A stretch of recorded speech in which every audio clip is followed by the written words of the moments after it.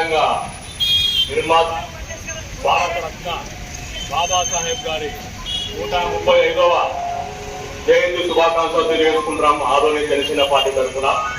ఎందుకంటే ఈరోజు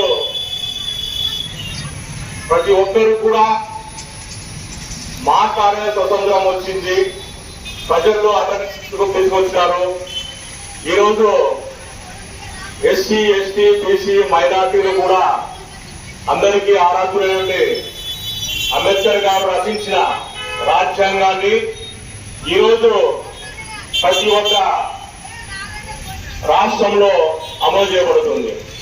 ఎందుకంటే ఆ రోజు అంబేద్కర్ గారు ఎంతో కష్టపడి దాదాపుగా 100 మందితో చర్చించి రాజ్యాంగాన్ని అందరికీ అనుకూలంగా, ఎందుకంటే ఒక అణగారిన వర్గానికే కాకుండా ప్రతి ఒక్కరు, ఎందుకంటే ఓసీలో కూడా బీసీలో కూడా అణగారిన వర్గాలు ఉన్నారు, వాళ్ళు కూడా బాగా బలంగా ఉండాలని చెప్పేసి ఆ రోజు మన భారత రాజ్యాంగాన్ని అంబేద్కర్ గారు రచించి మన ప్రభుత్వానికి ఇవ్వడం జరిగింది.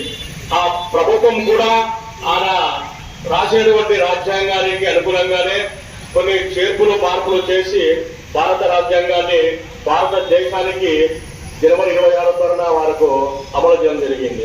ఎందుకంటే ఈరోజు భారతదేశంలో ప్రతి పౌరుడు కూడా, నేను ఈరోజు స్వతంత్రంగా మాట్లాడుకుంటున్నాను, భారతదేశంలో న్యాయంగా బతుకుతున్నారంటే దానికి కారణము బాబాసాహెబ్ అంబేద్కర్ గారు మాత్రమే.